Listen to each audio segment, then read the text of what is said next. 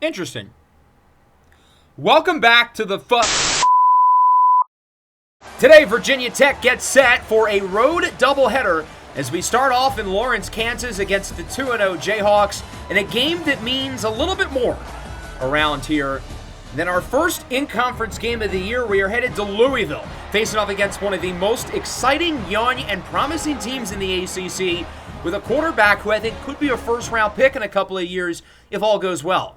Before we get started, down in the description is part 1 of my Madden 26 franchise vote. If you'd like to get your voice heard and have not been able to already, the Google form to vote is in the description. It shouldn't take too long to fill out. It's only a few questions. In the last episode, we split, losing a competitive game on the road against Alabama, and then defeated Missouri in a high-octane showdown, 42-27. That gets us set for Kansas, our final non-con game, and then Louisville, kicking off ACC play.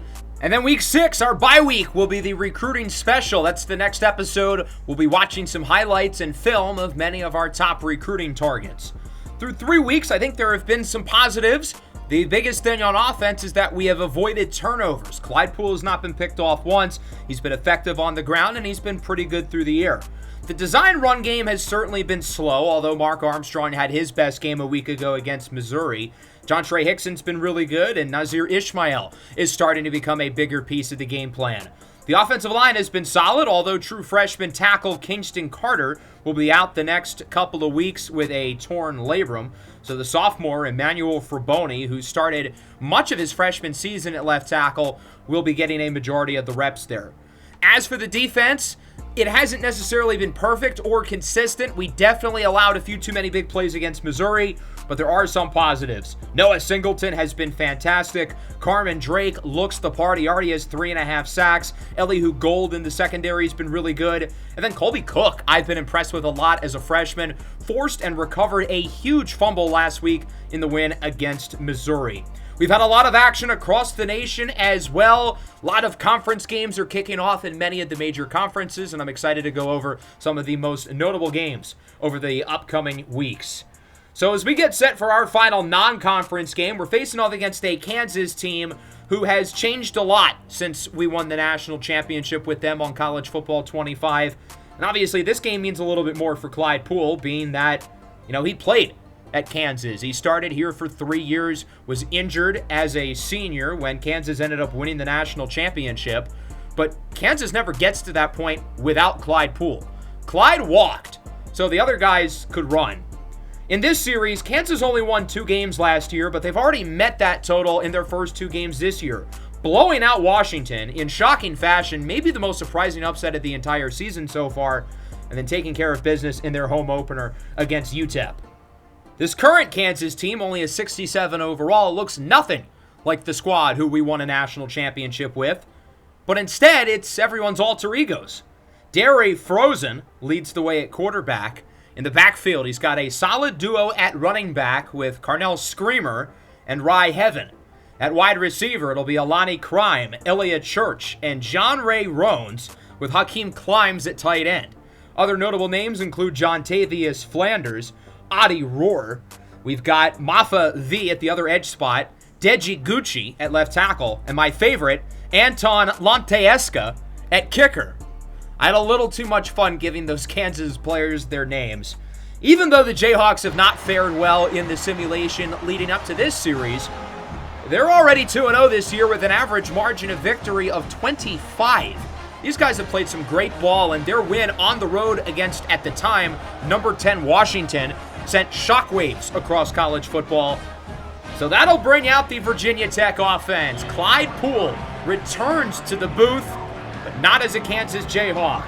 Mostly cheers from the KU faithful. Not all cheers, but most for Clyde, who was very successful in his 3 years as a starter in this building.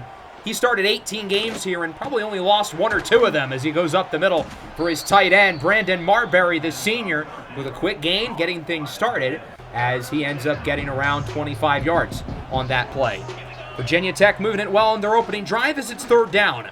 Poole misfires for Nazir Ishmael. The game thinks we should kick it. I think that's a bad idea. We're going to punt it away. Kansas is moving it pretty nicely here on this opening drive as it's a 3rd and inches. Carnell Screamer up the middle with a nice move. Gets by Colby Cook and is wrapped up inside the 10-yard line by Elihu Gold. A quick start for the Jayhawks. They do not look like your ordinary 67 overall team. Frozen on the read option is in for a score. Derry Frozen with a rushing touchdown, and the Frozen one puts Kansas on the board first. Not the start Virginia Tech would have hoped for against Clyde Poole's former school. It's 7-0 Jayhawks. Drive number 2 now on the way for Virginia Tech as Poole looks to throw it. He'll get the curl route for Jontre Hickson, who breaks a tackle. A nice play there by Hickson, who's been one of the most consistent players on the team through the first 3 weeks of the year. First down, Poole looks to throw it under pressure. He'll find plenty of room to run up the middle. Kansas fans are well used to this as he slides near the 20. One of the all-time rushing leaders in Kansas football history with over 3,200 yards on the ground as a Jayhawk. That one is caught. Brandon Marbury inside the 5, trying to fight his way in. Not quite able to, but he gets it to the 1. A really strong second drive here for Virginia Tech, looking to tie the game. Asheville Virgo in at running back here on 1st and goal. Virgo scored his first career touchdown last week.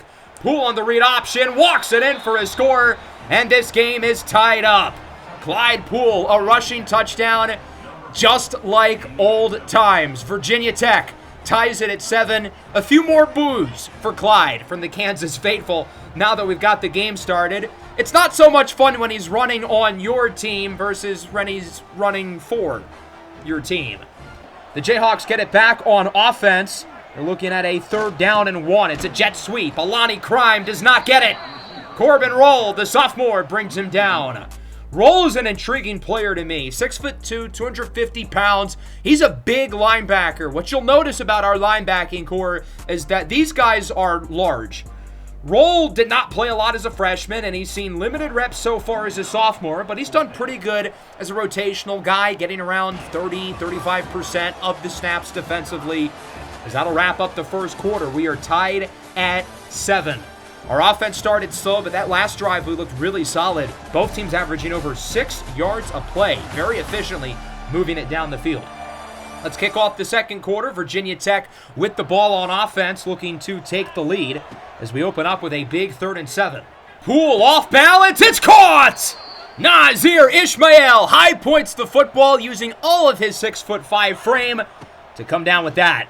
2nd and 2. Clyde, that is the wrong way, buddy. Where are you going? Poole under pressure, looking deep. It's caught! Trevor Adams comes down with it in the red zone. What a play by Clyde Poole. He is a magician. Call him Houdini. Virginia Tech back in the red zone looking to take the lead. Poole under pressure again. He cannot escape this time. Audie Rohr brings him down. He wins the rep against the right tackle, Dante Diamont. As that'll make it a 3rd down and 18. Poole looks to throw it, scrambles to the right side. He's got Hickson with room. Hickson will nearly get the first down. He's close. Close enough to probably go for it here on 4th and inches. Clyde Poole went for a lot of 4th downs in his day as a Jayhawk. In a goal line package, Poole is in with the QB sneak. And I almost called them the Jayhawks. I'm still used to being Kansas.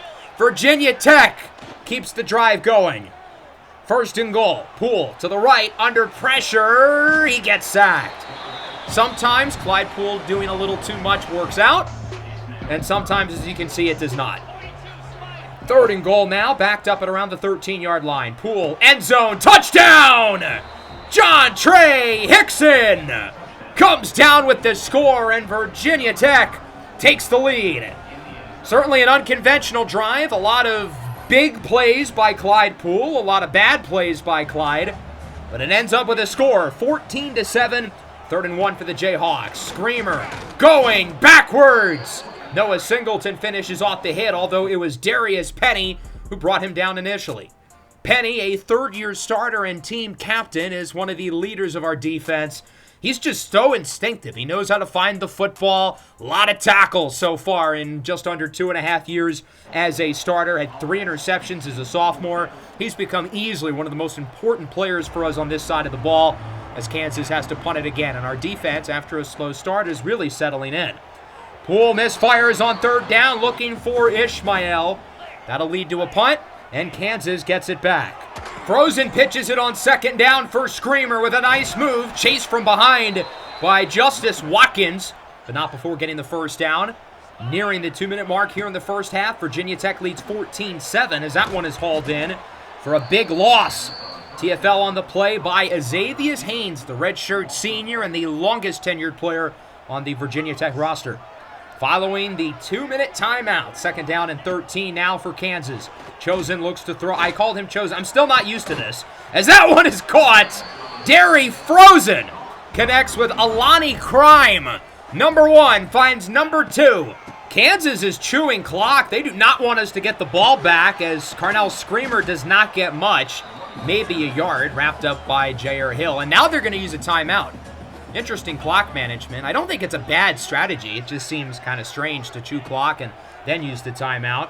Singleton on the blitz, hits Frozen. His pass is incomplete. Noah Singleton sending pressure, and Elihu Gold with the coverage. 35-yard field goal from the right hash for Anton Lanteesca. Hopefully he's a little bit better from the hashes than his counterpart, Anthony Escalante, as the kick is good, and that'll make it 14-10.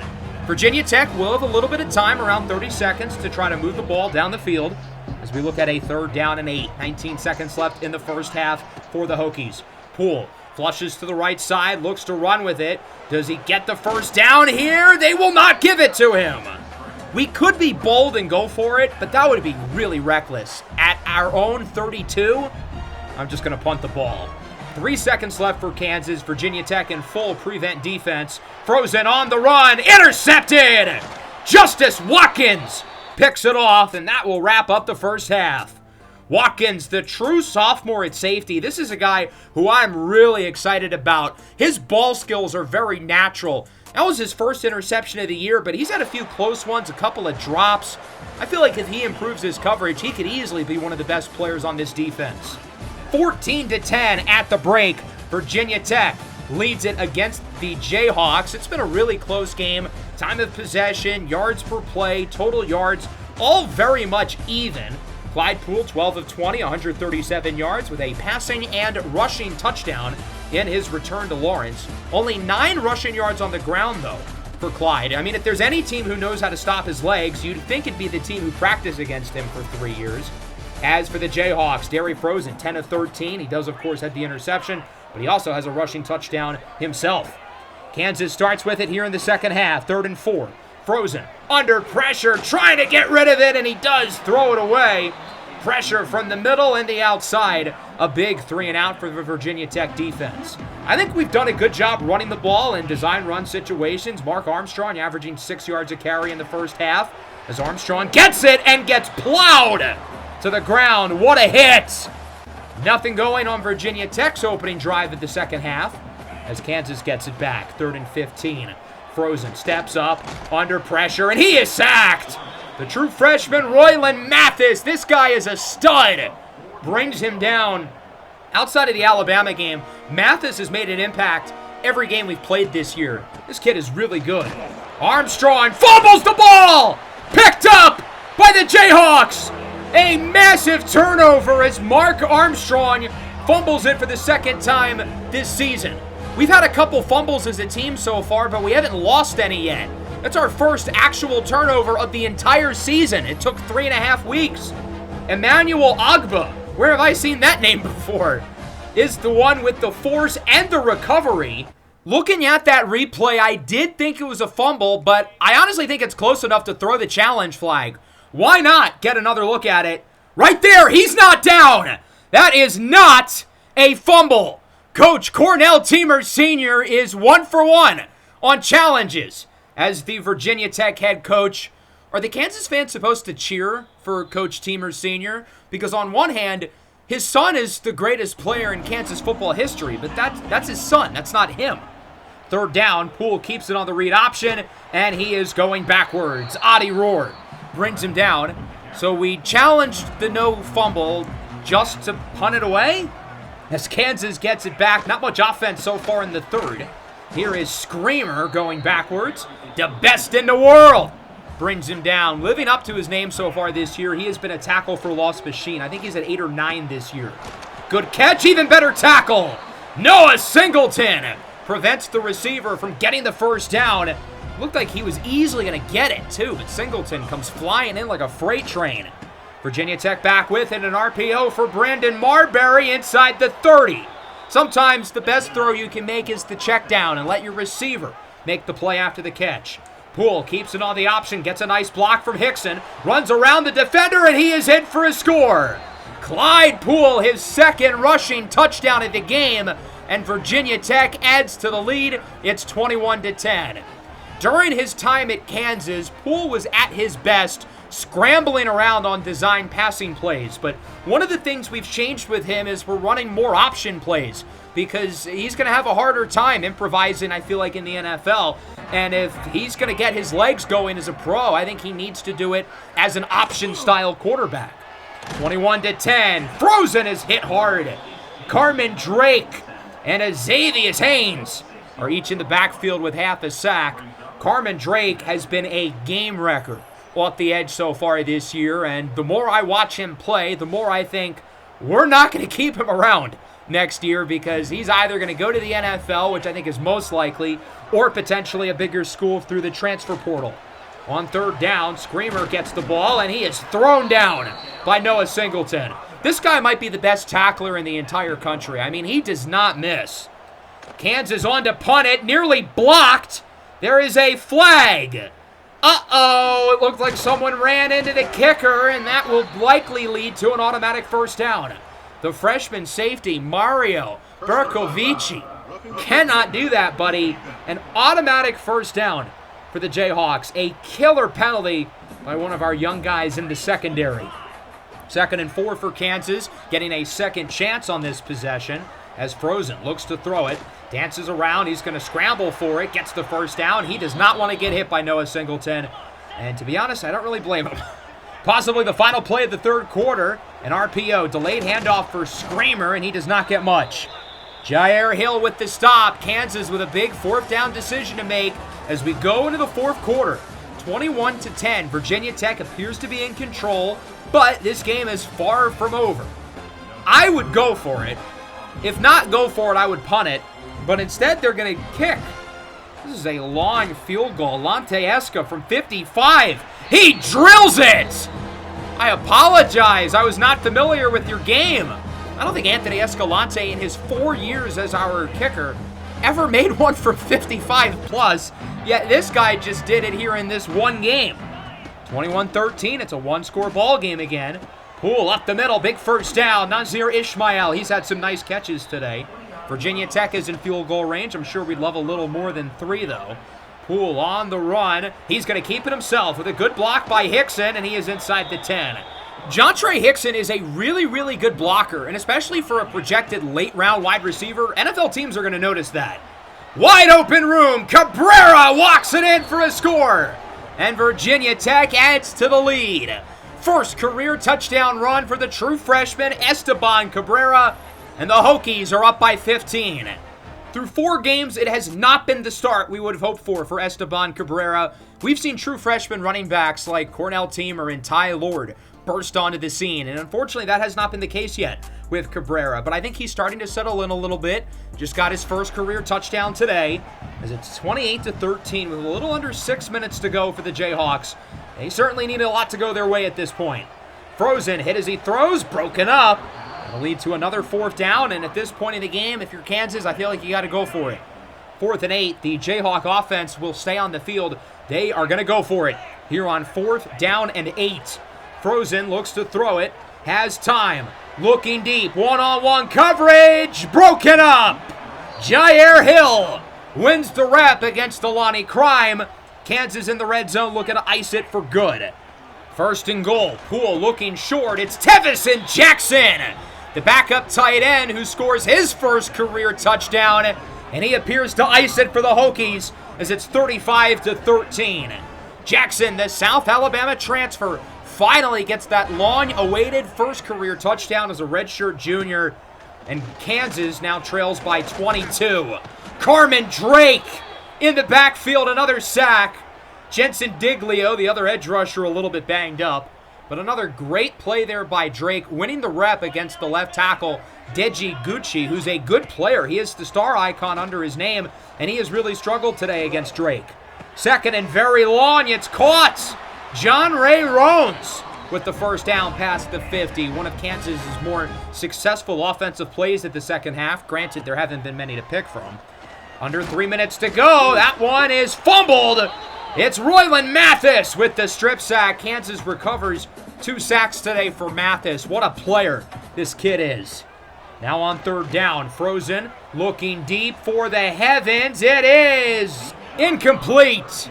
Jair Hill is being tested deep, and he's done a great job not allowing the big play. On fourth down, Frozen looks deep again. It's tipped and incomplete.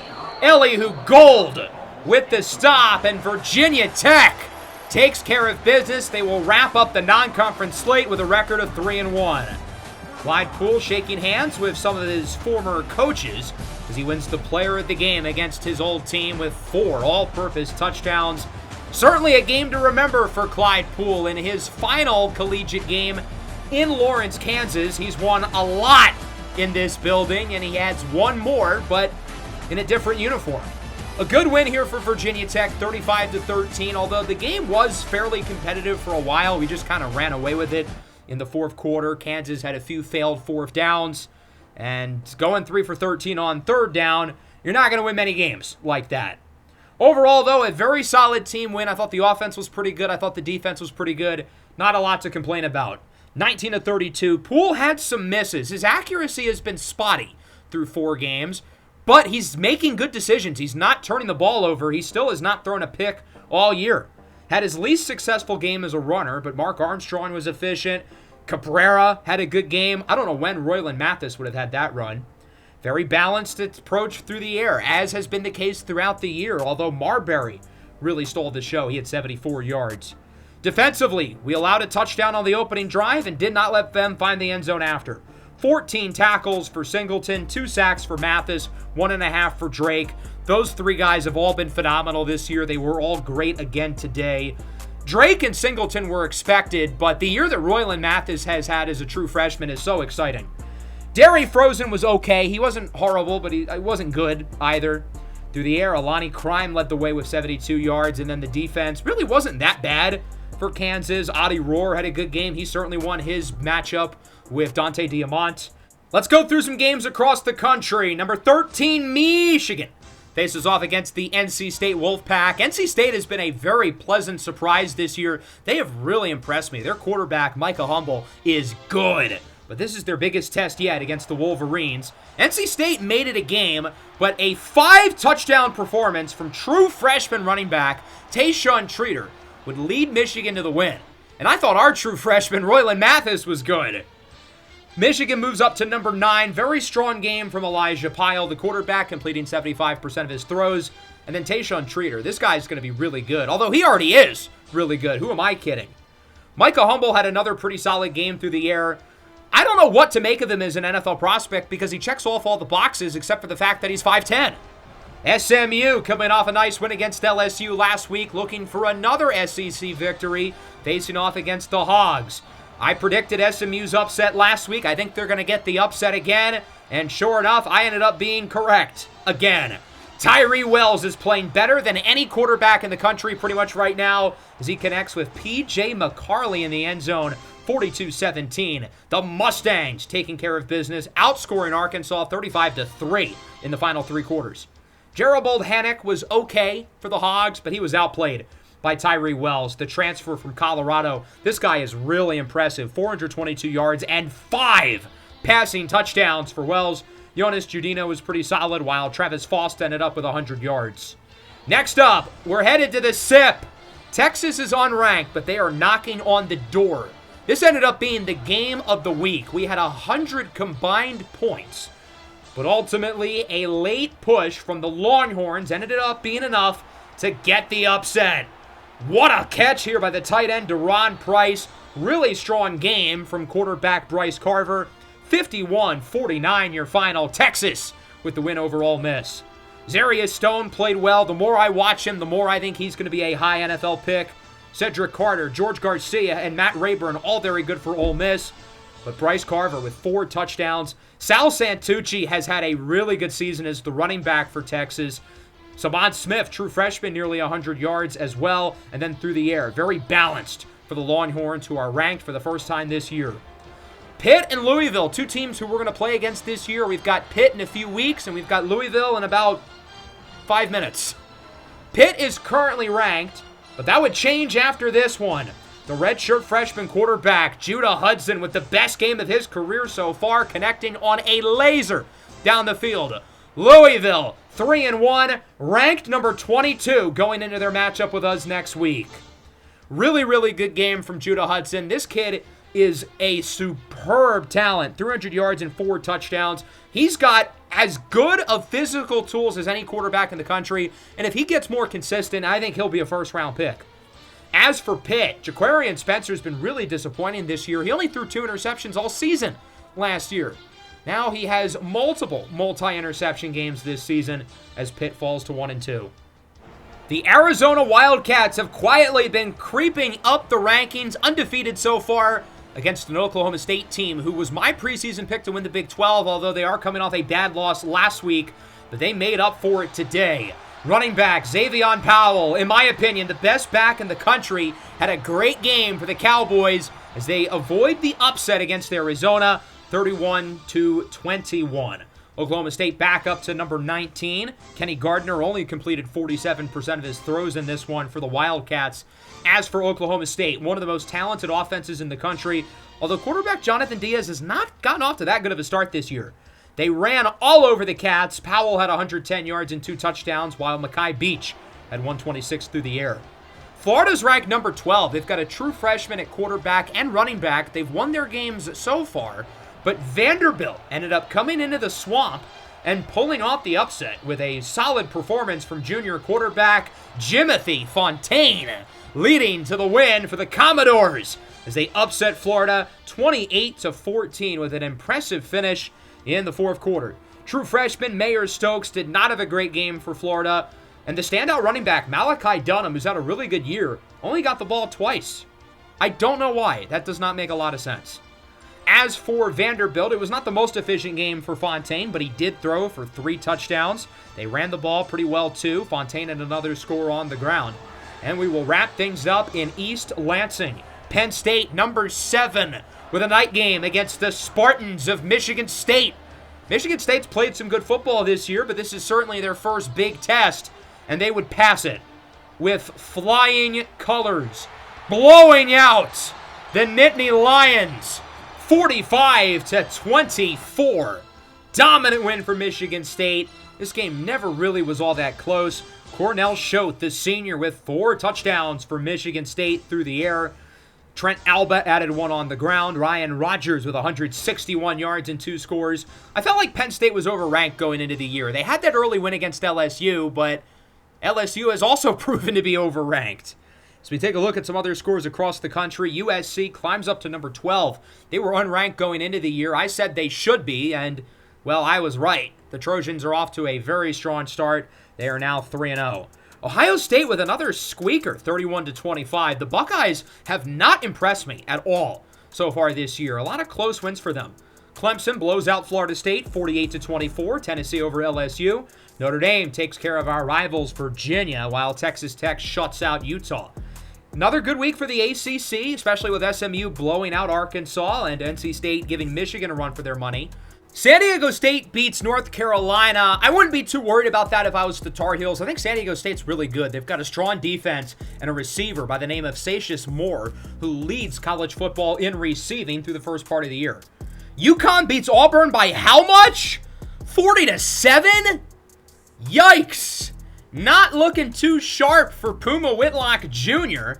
and the Auburn Tigers so far through his first couple of weeks as a starter. Other than that, no super notable upsets. Does that say 80 points? God damn.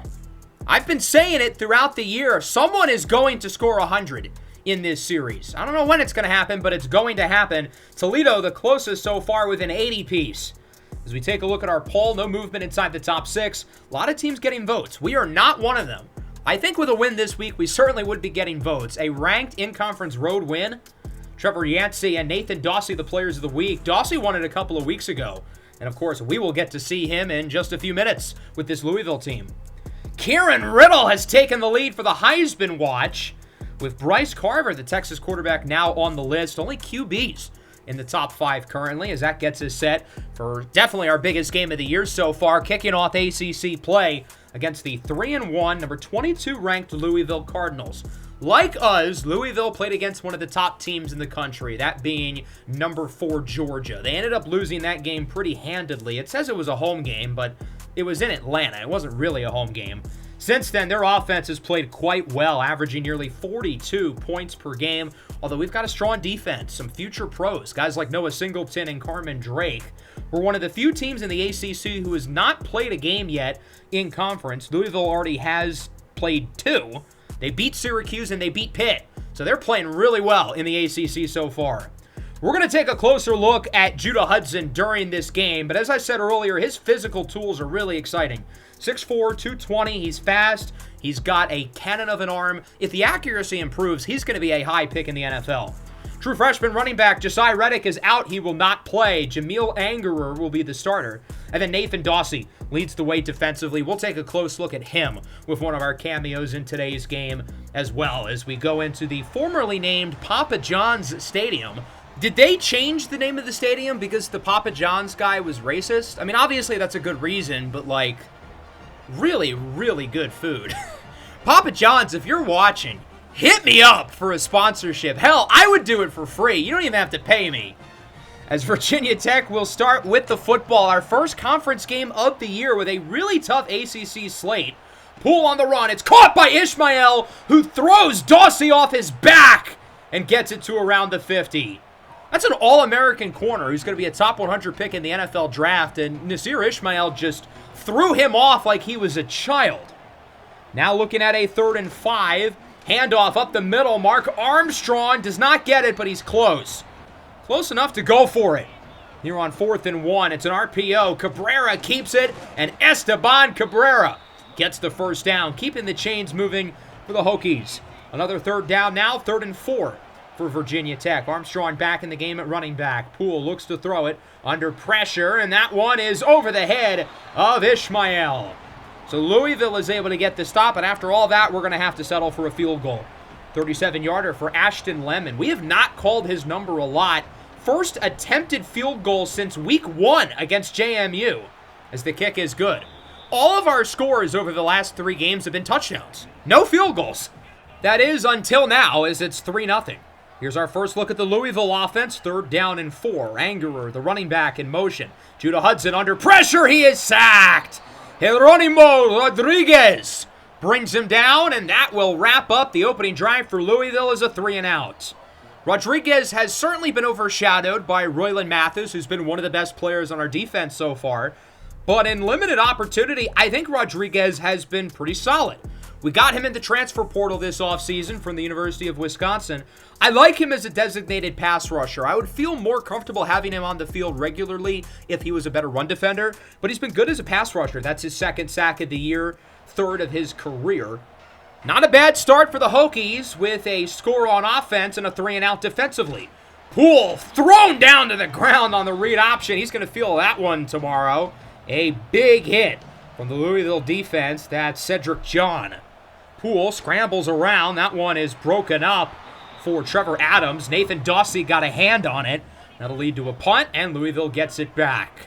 Hudson keeps it on the read option. This kid's big, and he can run. Jukes away from Singleton, and he eventually gets the first, fumbles the ball, and it's picked up by Virginia Tech. Colby Cook forces and recovers the fumble again, just like 2 weeks ago against Missouri. This kid is quickly turning into one of my favorite players on this roster. Colby Cook plays everywhere on the defense. Strong safety, free safety, outside corner, nickel corner, box linebacker, and he makes so many plays. He's becoming one of the best players on the team as a redshirt freshman.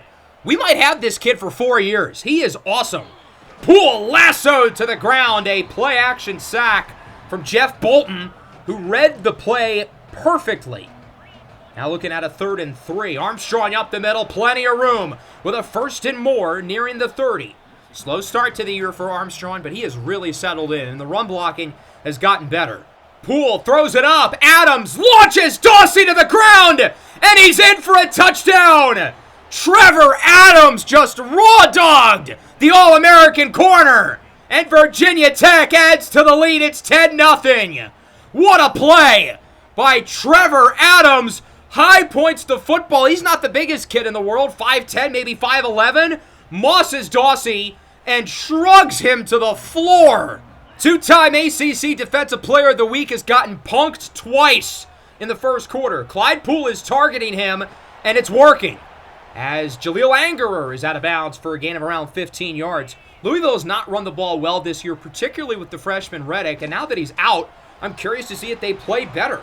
Another good run, this time by Akeem Mond. The other running back, he gets the first down, a true senior getting some extra reps. Late in the first, Hudson, the spin move, overthrows his target. Wide open was Jaleel Burner, who burned the corner. The accuracy is the one issue with Hudson's game, as you can see there. Angerer with a spin move gets the first down. What a play. Noah Singleton does not miss many tackles, but that is one hell of a play after the catch by Angerer. 10-0 lead through one. Virginia Tech playing really well early. But Louisville starting to make some plays, and Noah Singleton's missed a couple of tackles in this game. Nearing the red zone, first play of the second. Hudson steps up, end zone. What a catch! It's Chris Bogan, the tight end, one of the team captains, in for a score. And Louisville, who was shut out in the opening frame, scores on the first play of the second quarter. What exquisite body control by Bogan. He's able to turn around, makes a really nice leaping grab, as it's now 10-7. 2nd and 1 for Virginia Tech. It's an RPO.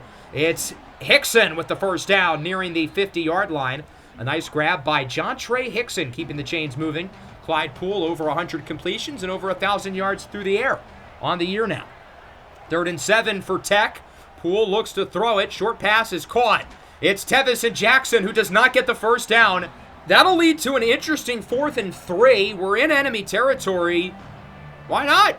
We've already converted once so far today. As Poole hands it off, Esteban Cabrera does not get it. Should have hit the hole upfield. Cabrera was the one who got the conversion earlier in the game, but this time he is stopped short. A great tackle by Shaq Sims at corner. Jaleel Angerer to the outside, outruns Watkins, and is wrapped up near the 40 by Elihu Gold. Nearing the red zone. The first quarter was all about Virginia Tech. So far, the second quarter has been all about Louisville. Angerer wrapped up behind the line of scrimmage. We need more of that. It's the best world who brings him down, and that'll make it a 3rd down now for Louisville. They would end up converting as Angerer has it back, and he walks into the end zone for a touchdown. Louisville takes the lead. Jaleel Angerer, the backup running back, he might be playing himself into a starting role even when Josiah Reddick comes back, because Reddick averaged, I think, less than 3 yards a carry before he got hurt. Angerer today is balling. Poole scrambles on the run. It is caught. Broken tackle. It's Jackson again with a first down past the 50. Tevison Jackson is becoming a bigger and bigger piece of this offense. He's made some plays these last couple of weeks. At the 2-minute timeout, Ishmael climbs the ladder over Dawsey. Clyde Poole continues to target Dawsey. He's challenging this great corner, and he's making him look foolish. Dawsey has not had a very good first half. Poole keeps it himself, and Dawsey gets his revenge in the backfield with a tackle for loss. That'll force Virginia Tech to bring out the field goal unit. A 40-yarder for Ashton Lemon. He made one earlier from 34. This time from the left hash. His kick is up, and it is good. Ashton Lemon, 5 of 5 on field goals this year. He made 3 against JMU. None the next 3 weeks, and then 2 in the first half today. 1-point deficit up the middle. It's Angerer again, getting nearly 20. This kid has ran it down our throats. Louisville has not had a good run offense. We've had a good run defense. Yet they're running it super well. Make it make sense. Yes, more of that, please. Noah Singleton and Royland Mathis bring him down. As it's 2nd and 12, it's a screen. The other running back, that's Mond, loses yardage. Singleton again with the TFL. Was not a great first half for Noah Singleton, but now he's starting to look like, Noah Singleton. 3rd down, it's overthrown for Angerer. And that'll wrap things up here in the first half. Louisville leads it by 1, 14-13. It's been an ugly game, I feel like, so far. Neither offense has been bad. I mean, we're scoring points, but it's been sloppy. A lot of misses from both quarterbacks so far. I mean, we've seen some bad ones. Judah Hudson, 7 of 11, but only 52 yards. He's completed just one pass to go longer than 10 yards, and he's missed most of his throws downfield. Jameel Angerer, though, has been the star of the show. 10 carries, 76 yards, and a score. As for Virginia Tech, Clyde Poole, 14 of 25, 157 and a touchdown. There were a lot of games at Kansas where Poole did not throw it 25 times in the game. But we've changed the play calling around. 25 passes in the first half. As Angerer loses yardage, it's Carmen Drake. We didn't get anything out of Drake in the first half. We certainly need him to come alive here in the second half, and it's a pretty good start. 3rd and 10 now. Hudson steps up in the pocket, up the middle. Nice throw and catch for Jaleel Burner, his first catch of the game. He's been quiet so far in this one, the standout receiver. Probably going to be a day 3 pick as well with Jontre Hickson. Is on first down. It's a short throw caught by the tight end Boger with room to the left side. Wrapped up, and not before getting the first down. A solid tackle by Teron Morrison. But Louisville appears to be moving it pretty well so far here in the third. Angerer to the left side. Gets by Watkins and is in the red zone. Tackled inside the 20 by Darius Penny. We have not allowed 100 yards from a rusher so far this year, but Angerer's close. The other running back, that's Akeem Mond. He loses yardage. Teron Morrison again, getting some extra reps today and making the most of it. He's been pretty good. 3rd down and 10 now for Louisville. Angerer back in the game at running back as he's in motion. Hudson looking deep. He's got Ojabo leaping into the end zone for a touchdown. Marquise Ojabo adds to the lead for Louisville, as that'll make it 21-13. Ojabo putting his body on the line on that play. I mean, he was wide open. Takes a shot, though, as he's going into the end zone. Great job of holding on to the ball as the best in the world nearly rips it away. 8-point lead for Louisville. Poole to his left, looks to scramble, tries to run for it, and does not get much of anything. Ben Ali brings him down as Hayden Troutwine shanks the punt, but it's touched by Louisville. It's a live ball, and it's picked up by Tech. Jasur Bilal, our special teams ace, comes up with the ball. Just as we designed, Virginia Tech keeps the drive going. Ashwell Virgo up the middle with around 13, his first carry of the game. He continues to get most of his reps on passing downs, but I want to get him the ball more as a rusher as well. He's been the most effective of our 3 backs. Poole with a first down to the right side. Tries to walk the tightrope. He steps out of bounds, but not before getting it to the 5-yard line. Poole has not been great in either game today as a scrambler. That's probably his best run of the episode. 2nd and goal. Poole, it is caught. Ishmael drags the foot in for a touchdown. Nazir Ishmael with the score.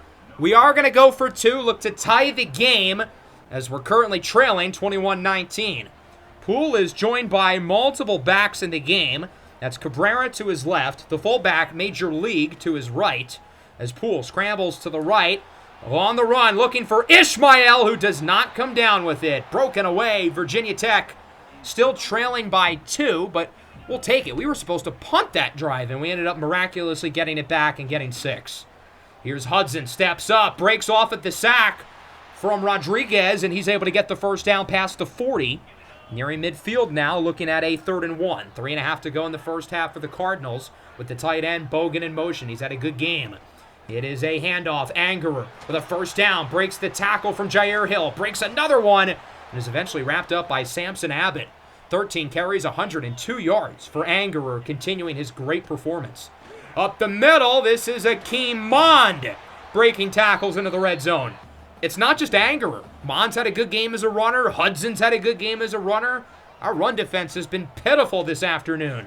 Hudson steps up, scrambles, runs for the first down as he slides inside the 10-yard line to around the 6-7. 1st and goal now. Bogan again in motion as Louisville looks to make it a 2-score game. Judah Hudson breaks the tackle. Hudson with room in for a score. A rushing touchdown for the redshirt freshman, Judah Hudson. Louisville up by 9. A nice scramble there by Hudson Let's take a look at this kid's skill set. An 84 overall freshman. Redshirt freshman, that is. As you can see with his ratings, the accuracies are low, but everything else is there. Size, arm strength, athleticism, anything that NFL teams drool over. Would have sat behind, I guess, Tyler Shook last year. Of course, the Saints, one of the 10 teams in the Madden 26 poll. So don't forget to vote in the description if you've not already, as that'll make it 28-19. A little over a minute left in the third. Cabrera up the middle with a good run to around the 40-yard line. Esteban Cabrera continuing to play better as this year is going along. Right as I'm gassing him up, he loses yardage, and that will wrap up the third. The Hokies with some work to do in their inaugural ACC game, trailing 28-19 against Louisville. Game certainly far from over, but we've really got to score on this drive, and the defense, who hasn't been very good in the second half, has got to wake up. Poole on third down has Marbury wide open and misses him. I was originally going to scramble for the first down, but I figured Marbury's going to get us the bigger play. Got to make that throw. He's wide open, especially when the alternative is probably a 20-yard run. 4th and 3. Cabrera tries to cut it to the outside. He barely gets it. Cabrera getting some extra snaps in the second half. Mark Armstrong dealing with a nagging injury. Reuben Woods in the backfield here on 3rd and 10 as Poole's pass is caught. Marbury gets 9. We're close enough. We're going to go for it again. 4th down and 1. Tech is 2 for 3 on 4th downs as it's an RPO, and Ishmael does not get it. Nathan Dawsey with the play of the game so far. It's been an up and down afternoon for Dawsey, but he gets a huge tackle. A former 2-star recruit. This kid has grinded to become an NFL prospect. I don't think he's going to be a first-round pick. I don't think he has the size, athleticism, and consistent cover ability to do it, but he's in his 3rd year as a starter. He's naturally gifted in terms of his ball skills. 3 interceptions as a sophomore, had none last year because quarterbacks just didn't throw him the ball. They're still not throwing it towards him his way this year, but he has been a turnover machine. Now, I will say, Clyde Poole's really picking on him today, and it has worked at times, but not that go-around. So now Louisville up by 9 with the ball, clearly in the driver's seat, as Bond does not get it. A big stop. Why are they kicking? I would personally punt it, try to pin him deep, but if you want to keep the ball, why not go for it? A field goal doesn't do much. It keeps it as a 2-score game. It's a 58-yarder. Oh, he made it. Alex Brady, a redshirt freshman. I apologize. I was not familiar with your game. He nailed that kick. And it's 31-19. A little over 6 to go for Virginia Tech. Poole scrambles to the right, looking deep. He's got a wide open man. Marbury out of bounds past the 50-yard line for a first down. We've got a lot of work to do here, trailing by 12, needing 2 touchdowns for the comeback.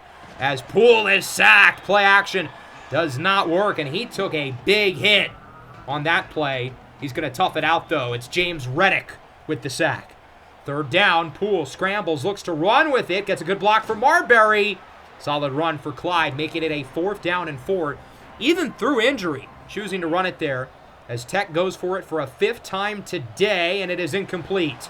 Picking on Dawsey again, good coverage on Trevor Adams. And Louisville looks to ice the game here up by 12. Hudson will throw it here on 3rd down under pressure, and he is sacked. Jeronimo Rodriguez had 2 career sacks coming into this game, and he has doubled his total with 2 more sacks this afternoon. The problem is the rest of the defense combined has 0 sacks. He's been the only pass rusher to show up. Mathis has been quiet. Drake has been quiet. Virginia Tech gets it back. Less than 4 to go. Poole on the run. Good throw for Jontre Hickson, who gets it near the 40, and we've got to move fast. Tick, tick, tick, tick, tick. Already going no huddle as Poole looks to throw it again. Scrambles to the left side. Looks to run with it. His speed took a hit with that sack, but he can still run fast enough as he's out of bounds at around the 40-yard line. Now a first down with 3:18 to go. Play action.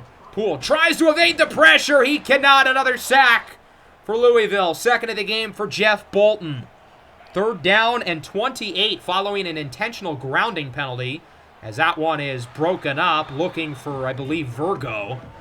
We might as well go for it here on 4th and 28. Another 4th down try. This is our, I think, 6th of the game. As Poole looks to throw it under pressure, he's going to look short, and Ishmael does not get the first down. Louisville with the stop. Following the 2-minute timeout, a first down virtually ices the game as it's a loss of 3 on second down. Jensen Diglio brings down Angerer. Third down and 15. They're just going to run the ball, try to flush that last time out. They nearly get the first down, though, and that will put them in field goal range. And as we know, this kicker, Alex Brady, he's got himself a boot. Made one from 58 earlier. This one a little bit closer, but still 52. As the kick is up, never a doubt. 15-point lead now for Louisville. They are ahead 34-19. Could be the last chance here for Virginia Tech. 3rd and 10. Poole looks to throw it, scrambles under pressure. Got to get rid of it and avoid the sack as he throws it away. Our 7th fourth down attempt of the game. Certainly not by design as Poole looks to throw it. Looking for Adams, broken away. And that will officially do it. Virginia Tech starts ACC play with a record of 0-1 as they drop this one to the Louisville Cardinals, 34-19. Louisville 4-1 on the year, 3-0 in the ACC. They've beaten Syracuse, they've beaten Pitt, 2 teams I actually heavily considered for this series, and now they've beaten us. Louisville looks like a force to be reckoned with in the ACC. Not many teams are playing better ball than them. This is certainly our worst performance of the year. We played better even against Alabama compared to these guys. Just an ugly all-around game offensively. I don't think Clyde Poole played very well. 23 of 45. I'll give him some slack. The offensive line was out of gas in the fourth quarter, and he was under a ton of pressure. He missed a lot of throws. I'll give him credit. He didn't turn the ball over again. 5 weeks without a turnover for the entire offense is wild. But Poole was just not that effective today.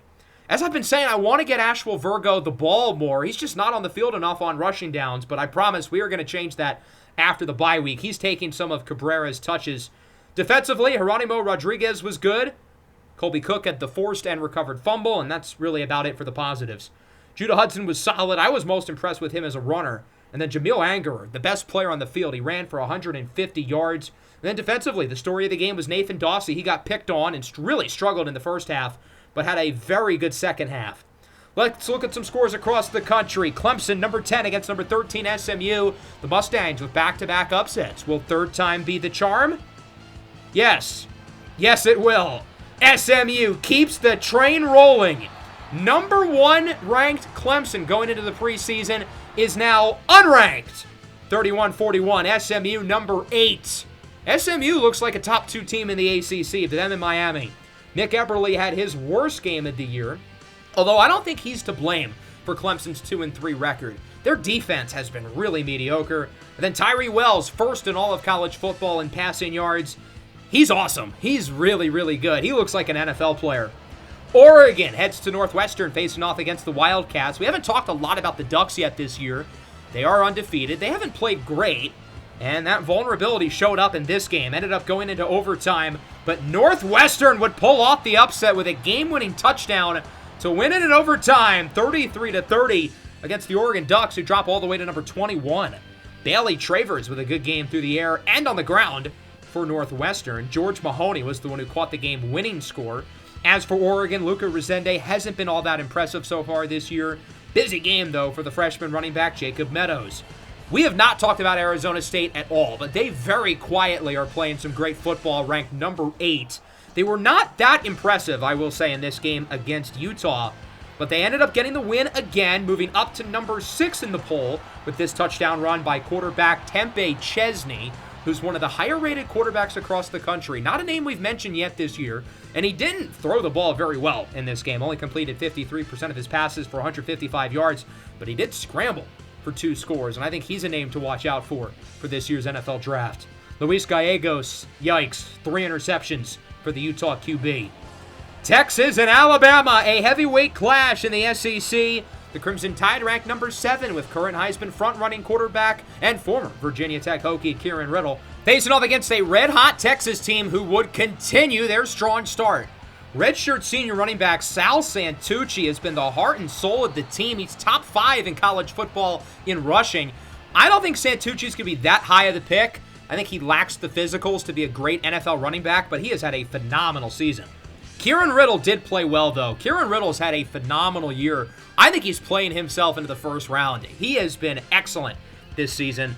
Bryce Carver, though, had a really good game himself, and then Santucci, one of the most efficient backs in the country. It's kind of the Cam Scatterbo conversation from last year. He doesn't have the NFL physicals, but the guy is a dog. TCU heads to Stillwater, facing off against Oklahoma State. We talked about how good Xavier Powell, the Oklahoma State running back, was last week, and I feel like we have to do it again because this guy is awesome. Powell, also amongst college football's leader in rushing. I do believe he will be a high pick in the NFL, maybe the first running back off the board. 38-28 Oklahoma State with the win. Jonathan Diaz finally played a really good game, 276 yards and 3 touchdowns. I've been waiting for him to really produce. Powell, 111 and another score. This kid is awesome. Reminds me a lot of Jonathan Taylor during his time at Wisconsin. As for TCU, a strong performance for sophomore quarterback Carson Mayfield, but it was not enough to pull off the upset. And last but certainly not least, we're headed to South Florida. East Carolina, the highest ranked and probably best group of 5 team, against USF, another really good group of 5 team, and this maybe was the game of the week. But the star of the show was Josh Scarborough, the USF quarterback who threw for nearly 600 yards, including this score, 48-45, an impressive fourth quarter comeback from the Bulls as they knock off ECU. Julian Hero played quite well, though, for East Carolina, and for an 80 overall, Hero has been very impressive this season. He's been one of the best quarterbacks in the country. As for USF, Josh Scarborough, 568. How did he only throw 2 touchdowns is my question. USF had 3 guys with at least 159 yards through the air. That is wild. As for some other scores across the country, Pitt back on the win column, 48-3. UConn with a close game against Arkansas. Maybe UConn's just kind of good. Oklahoma back ranked as they beat Vanderbilt. Michigan State loses their first game of the year to number 9 USC. Georgia with a big win over Texas A&M. Hoppy Reynolds, the Georgia quarterback, looks like a potential first-round pick. He's had a phenomenal junior season so far. In the ACC, Duke beats North Carolina. The Tar Heels have been really disappointing this year with Coach Belichick. Duke is our next opponent. We play against them in 2 weeks. We'll also have Georgia Tech coming up. They had a bye week. As for some other scores, Texas Tech with a close win over Kansas State. Love to see it. Any day Kansas State loses is a good day in my opinion. Any day Missouri wins is not a good day, although they beat 1-4 LSU. The Tigers have been the LSU Tigers, that is, have easily been one of the most disappointing teams in the country. Redshirt freshman quarterback Chase Priester has not been good. Kansas loses to Cincinnati. High-scoring game between Kentucky and South Carolina, but the Wildcats take that one. And then Tennessee continues their undefeated season as they beat Arizona. Miami holds on to the number 1 spot. No changes in the top 5 at all today. Same group, same order. Louisville moves up to number 17 with their win over us. Obviously, we're not getting any votes. I mean, we didn't get any votes last week, so why would we now? Players of the week. Guess who won the Defensive Player of the Week? Not just in the ACC, but nationally. It was Nathan Dawsey. Did he not get torched in the first half? I don't get this one at all. Caleb Gasson wins it on offense. He does deserve it with 19 catches. And remember, I did change the Tennessee playbook. They force-fed the hell out of him. I think their second leading receiver had like 3 catches. Julian Hero is first on the Heisman list. What in the world? They lost. And he, out of nowhere, is in first. Brendan Holloway also joins the list. He's had a very good season this year for Notre Dame. Bye week coming up next week. That'll be our recruiting special. For those of you who are newer and have not watched the Kansas recruiting specials, I'm excited to show you what we've got there. We already have a really strong class. 5 4-stars have already committed. I'm not going to show you who. You'll have to find out in the next episode, but we're off to a really good start on the recruiting trail. And then after that, we hope to get back on track in the non-conference slate. I think the bye week comes at a good time after our loss against Louisville. Hopefully we can rebound against Duke at home, and then Georgia Tech, I'm pretty sure, on the road. That'll wrap things up. Hope you guys enjoyed. Make sure to leave a like and subscribe to the channel if you are new. Peace out.